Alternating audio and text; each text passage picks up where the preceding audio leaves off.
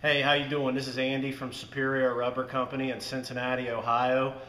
I'm going to be building some hose assemblies and putting them on YouTube to kind of show off what it is that we can do, showcase some of our stuff.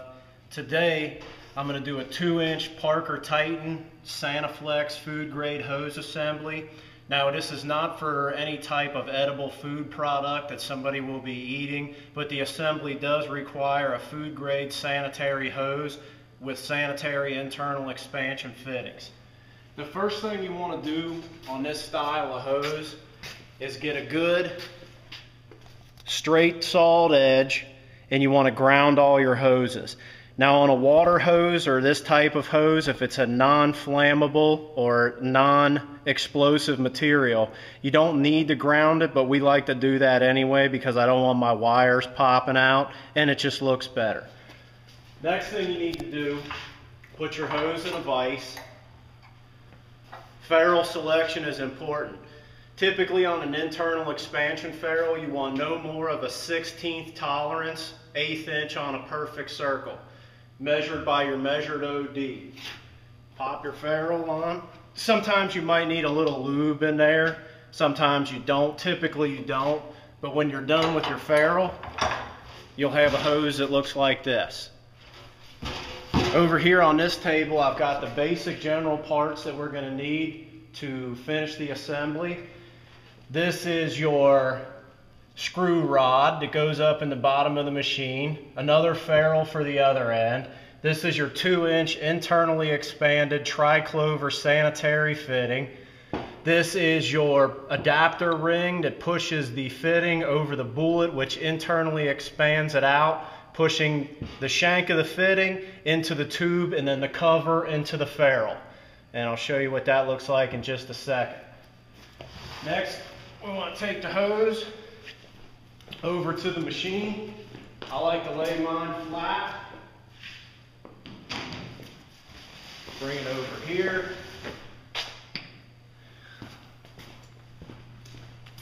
Bring your parts back.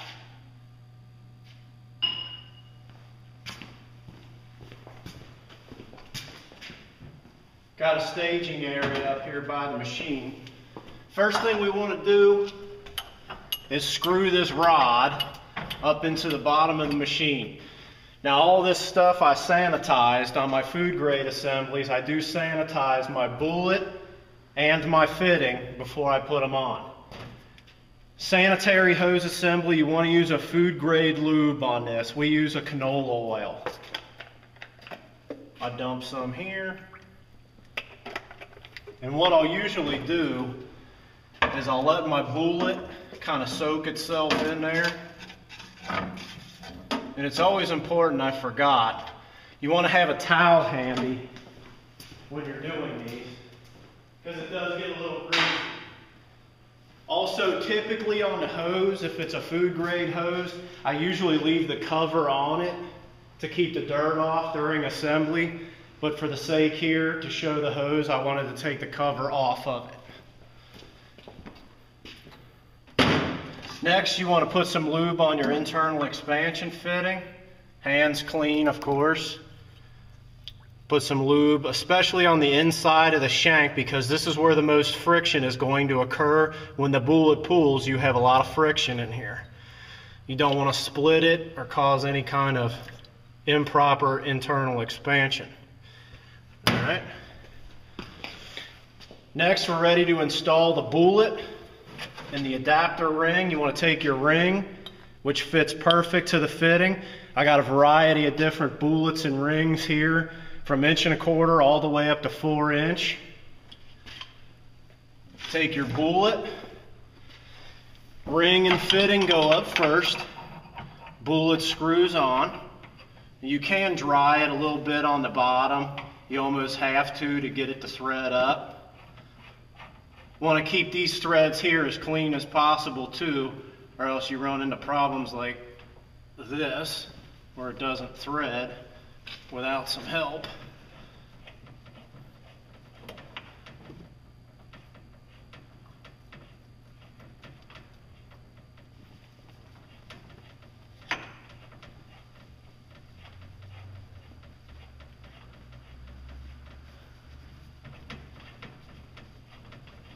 Also on the internal threads of the bullet, it's important to keep those clean as well. Gunk builds up in there and then it doesn't thread on as easy. When I take my bullet up, I like to go almost to the top of the threads, depending on what the fitting is and what the size of the hose is. Right about there. Re-lube everything. Put some lube on the shank, and especially lube that bullet up real good. Get a lot of lube on the bullet. Next, we want to take our hose and just lube the tube a little bit. Put some lube inside of the tube. That way it'll slide on easier when we go to put it onto the bullet. Next thing, make sure you're as straight as possible out here in alignment with the rod. Come up, push it all the way up, and notice the bottom of the ferrule locked in with this interlocking piece on the internal fitting. Now here comes probably the hardest part of the whole thing, making sure that your bullet is centered. You can't see inside here, obviously. You need to just feel it out.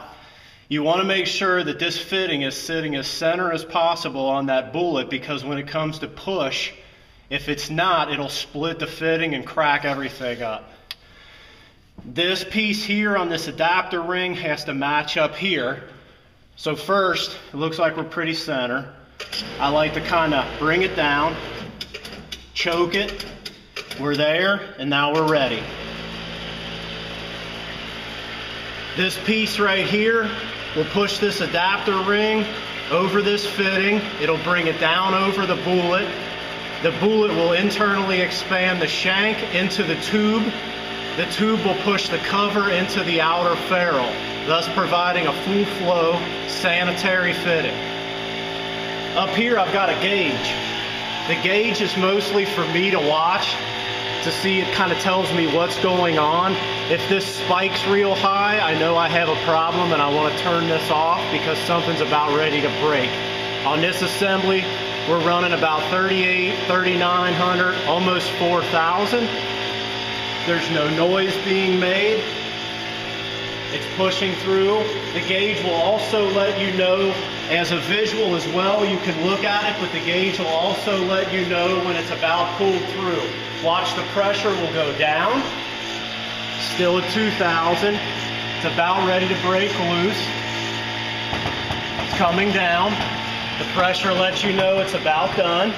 We're at 1,000. We're at 0. Let it finish pushing off. It lets go. Sometimes your adapter ring can stick a little bit, and if that's the case, what you want to do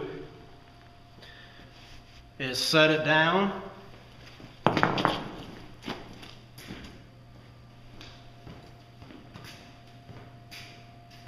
if it does stick, it's not a big deal. Take a small chipping hammer and just kind of tap it, and it'll come loose. Put your hammer back.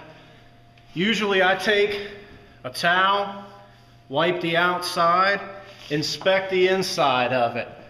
I'm looking down in. There is no cracks anywhere on the shank, and it's a full flow sanitary internal expansion hose. As you can see clearly in the light over here, as best as I can get. It's up to you now if you wish to sanitize it, or if you know on site that they'll sanitize it. It's always a good idea to do that. If it's a high pressure application, you probably want to pressure test it. This is low pressure transfer of a non-food grade edible item, so we're not going to pressure test today. Remember, Superior Rubber Company, we're a full service hose and hydraulic shop. We specialize in industrial tank truck transfer and hydraulic hose assembly. Give us a call at 513-621-4977 or check us out on the web at superiorrubber.com. Thank you.